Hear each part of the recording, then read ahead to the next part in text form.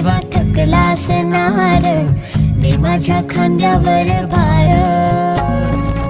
थोडा इथं टेकून जा घास खाऊन माझ्या